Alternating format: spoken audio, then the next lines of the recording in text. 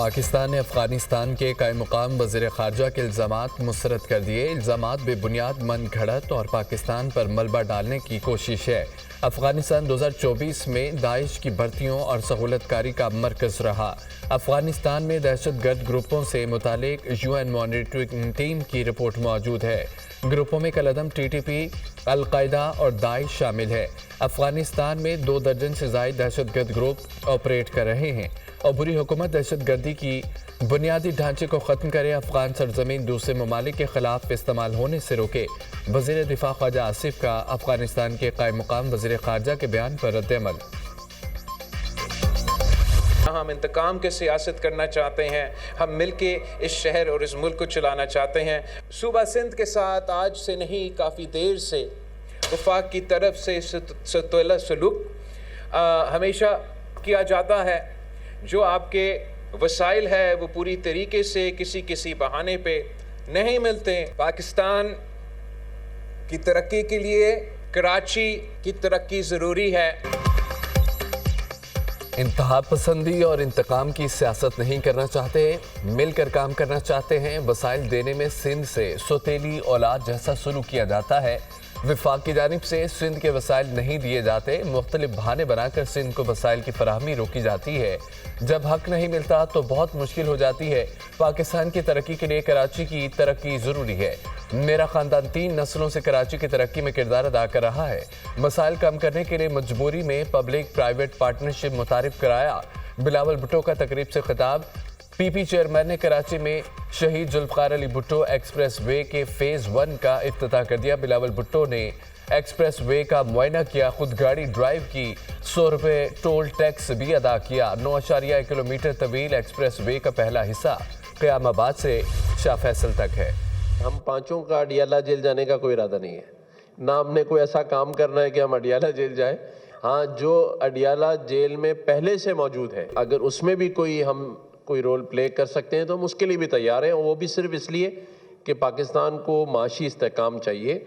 یہ سمجھنے کی ضرورت ہے ہمارے اس دوست کو جو اڈیالہ جیل میں موجود ہے کہ جو بھی وہ کچھ کر رہے ہیں اس سے صرف نقصان اگر کسی چیز کو پہنچ رہا ہے تو وہ پاکستان ہے۔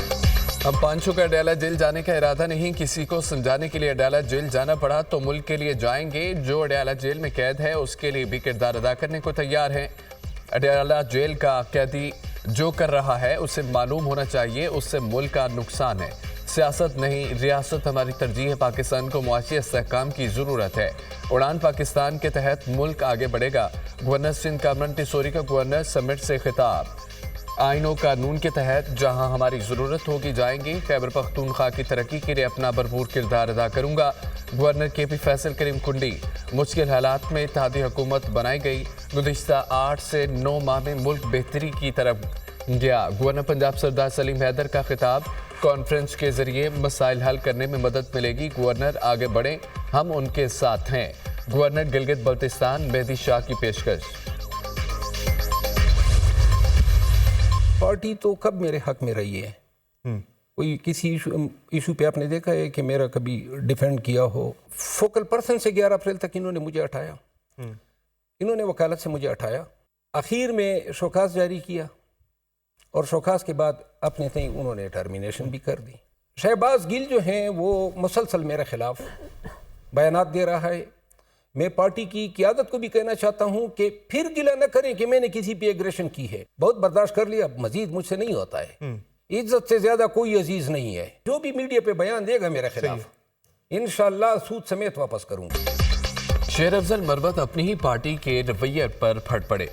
عزت سے بڑی کوئی چیز نہیں، اب کوئی بولے گا تو پھر بھرپور جواب دوں گا، کسی عہدے کا لحاظ بھی نہیں کروں گا۔ بانی کی رہائی تک پارٹی کا ساتھ ہے، پھر یہ پارٹی اپنی جیب میں رکھیں۔ پارٹی کے کچھ لوگ چاہتے ہیں ٹی وی پر مت آؤ، لیکن اب آؤں گا۔ علیمہ خان کی عزت بانی کی بہن ہونے کی وجہ سے ہے، کسی کو جواب دہ نہیں ہوں۔ سلمان اکرم راجہ سے سیز فائر ہے، اگر کوئی میرے خلاف بیان دے گا تو جواب دوں گا۔ مولانا فضل الرحمان حکومت کا حصہ ہیں، 26ویں آئینی ترمیم کے بعد انہیں اعتماد میں لینا نہیں بنتا۔ مولانا پہلے ہیرو تھے، نہ اب ہیں، اپنے لوگ رکاوٹ نہ ڈالیں تو بانی اس سے پہلے جیل سے باہر آ جائیں گے۔ PTI رہنما شیر افضل مروت کی پروگرام ٹونائٹ وتھ سمر عباس میں گفتگو۔ ضلع کرم میں قیام امن کے لیے ایپیکس کمیٹی کے فیصلوں پر عملی کام کا آغاز۔ ضلع کرم میں بنکرز تباہ کرنے کا پہلا مرحلہ آج سے شروع کیا جائے گا۔ بنکرز بالش خیل اور خار کلی میں تباہ کیے جائیں گے۔ ڈپٹی کمشنر ضلع کرم نے اپر اور لوئر کرم کے محکمہ مواصلات و تعمیرات کے ایکس سی این کو خط لکھ دیے۔ بنکرز خاتمے کے لیے ضروری مشینری کا بندوبست کرنے کے احکامات۔ بنکرز خاتمے کے وقت ایکس سی این کی موجودگی ضروری ہے۔ ڈپٹی کمشنر ضلع کرم۔ خیبر پختونخوا ایپیکس کمیٹی کے بنکرز کے خاتمے کا فیصلہ۔ پارا چنار میں اشیاء ضروریہ کی قلت دور کرنے کی کوششیں۔ امدادی سامان کی فراہمی کے لیے ایک اور قافلہ سخت سیکیورٹی میں بگن پہنچ گیا۔ ٹل سے بگن متاثرین کو صوبائی حکومت کی جانب سے مزید 7 امدادی ٹرک بھیجے گئے۔ ضلعی انتظامیہ کی تصدیق۔ امدادی سامان میں کمبل، ٹینٹ، کچن سیٹ اور مختلف اشیاء شامل۔ امدادی سامان پر مشتمل 50 ٹرک ہنگو اور ٹل میں موجود۔ پہلے قافلے میں بگن میں متاثرین کو 10 ٹرکوں پر مشتمل امدادی سامان بھیجا گیا۔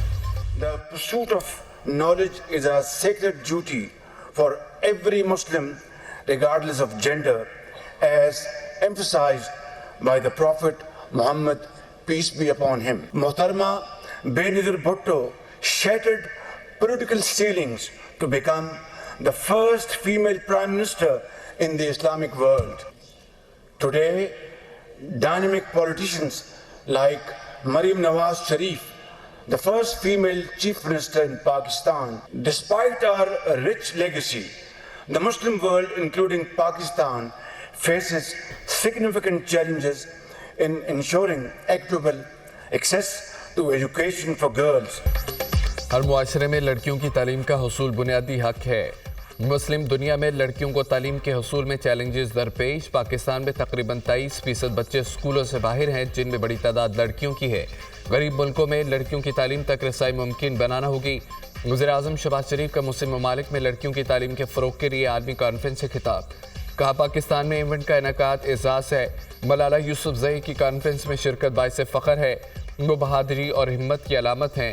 عارفہ کریم بھی سب کے لیے مثال ہیں۔ مریم نواز پہلی خاتون وزیر اعلیٰ ہیں۔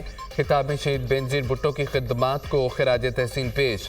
کانفرنس میں 47 اسلامی ریاستوں کے 150 مندوبین کی شرکت۔ سیکرٹری جنرل OIC اور مسلم ورلڈ لیگ کے سیکرٹری جنرل بھی شریک۔ اسلام آباد اعلامیہ پر دستخط کیے گئے۔ وزیراعظم کی مختلف مسلم ملکوں کے وزرائے تعلیم سے ملاقات۔ خواتین کو تعلیم کی فراہمی کے لیے مشترکہ کوششوں کو فروغ دینے کی تجویز۔ وزیراعظم کے غیر ملکی مہمانوں سے دلچسپ مقابلے کہہ کے لگ گئے۔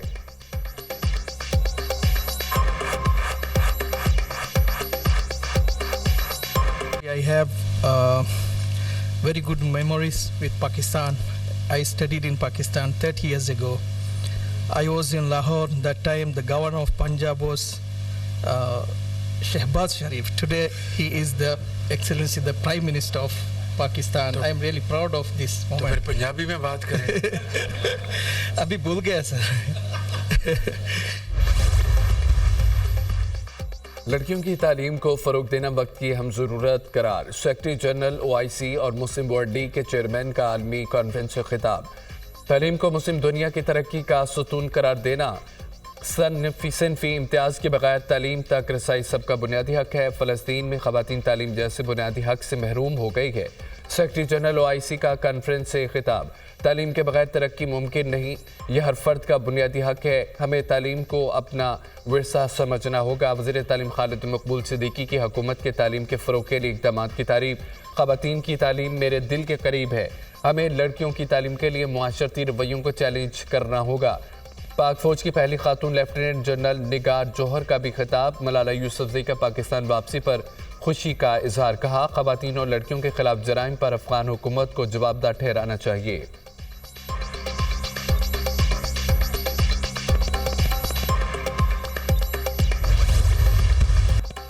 وزیر اعلیٰ پنجاب نے صوبے میں دیرانی پروگرام کا باقاعدہ اجرا کر دیا۔ دیرانی پروگرام اسلامی کارڈ کی لانچنگ بھی کر دی۔ مریم نواز کی 50 جوڑوں کی شادی کی اجتماعی تقریب میں شرکت۔ نوبہتہ جوڑوں کو مبارکباد، دلہنوں کو پیار کیا اور دعائیں دیں۔ مریم نواز نے خطاب میں کہا ہے کہ بیٹیوں اور بیٹوں کی شادی میں شمولیت جذباتی لمحہ ہے۔ بے حد خوش ہوں، اللہ میری بیٹیوں اور بیٹوں کو سکھ اور چین والی زندگی دے۔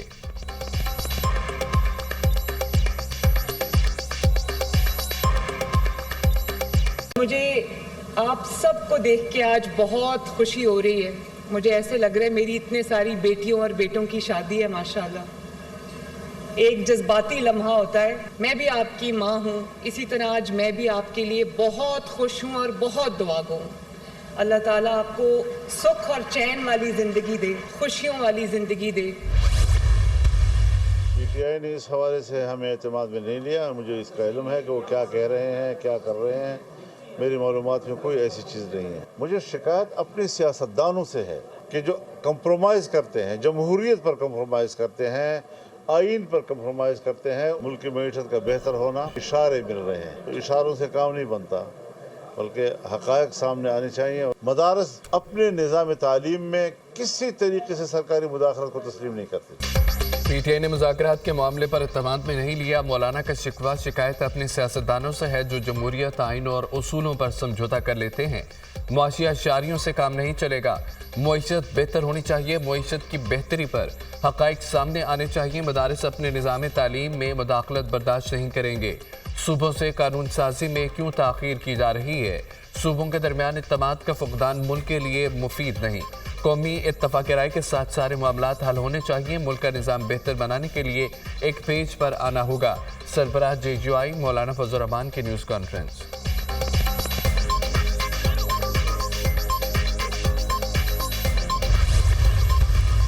باتیں کرتے ہیں جی کہ ہمیں آفر ہے کہ جی بنی گالا شفٹ ہو جاؤ. ان کو کسی قسم کی اس قسم کی کوئی آفر نہیں ہے. یہ ان کی خواہشات ہیں. اس میں صداقت کا ذرہ بر صداقت ان میں نہیں ہے. یہ تو عدالتی کام ہے. میں نہ عدالتوں سے میرا کوئی تعلق ہے, نہ میں جوتشی ہوں کہ مستقبل کی جو ہے پیشن گوئی کروں. بانی پی ٹی آئی کو بنی گالا منتقل کرنے کی کوئی آفر نہیں کی. یہ ان کی اپنی خواہش ہے. تحریک انصاف کے دعووں میں کوئی صداقت نہیں ہے. بانی پی ٹی آئی کی رہائی کا تعلق عدالت سے ہے. کوششیں جاری ہیں کسی طرح سیاسی استحکام پیدا ہو سکے. معیشت کے تمام اشاریے بہتری کی جانب جا رہے ہیں. ملک کے خلاف پی ٹی آئی کا ہر بار ناکام ہوگا. ترسیلات زر میں ریکارڈ اضافہ ہوا. بانی کی فرمائش پر ترسیلات زر کا بند ہونا ناممکن ہے. سیاست میں استحکام ہو اور دہشت گردی ختم ہو جائے تو خود کفیل ہو جائیں گے. وزیر دفاع خواجہ آصف کی میڈیا سے گفتگو.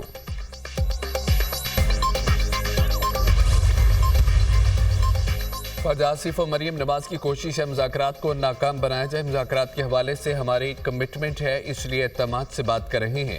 ہم نے پاکستان کی خاطر ایک قدم آگے بڑھنے کی کوشش کی.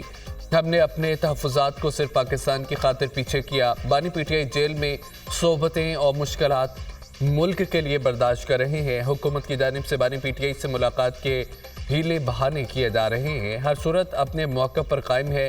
پی ٹی آئی رہنما اسد کیسر.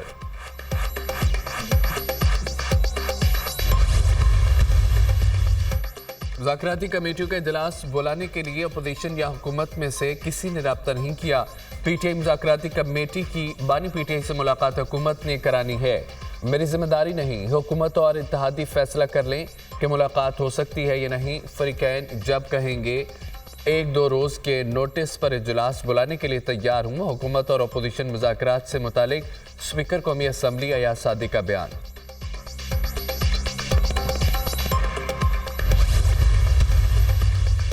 اپوزیشن آج اور کل مذاکرات کے تیسرے دور کے لیے تیار ہے. عمر ایوب نے اسپیکر سے رابطے کی کوشش کی مگر رابطہ نہ ہو سکا.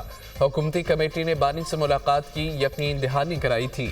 حکومتی کمیٹی ملاقات کرانے میں مکمل طور پر ناکام رہی. حکومت اپنی کمٹمنٹ پوری کرنے میں ناکام ہوئی. بانی پی ٹی آئی سزا یافتہ قیدی نہیں ہے. پی ٹی آئی مذاکراتی کمیٹی آئندہ میٹنگ میں تحریری مطالبات جمع کرا دے گی. تیسری میٹنگ میں 9 مئی اور 26 نومبر واقعات پر جوڈیشل کمیشن تشکیل نہ دیا گیا تو مذاکرات کا عمل معطل ہو جائے گا. ترجمان پی ٹی آئی مذاکراتی کمیٹی صاحبزادہ حامد رضا کا اسپیکر کے بیان پر رد عمل.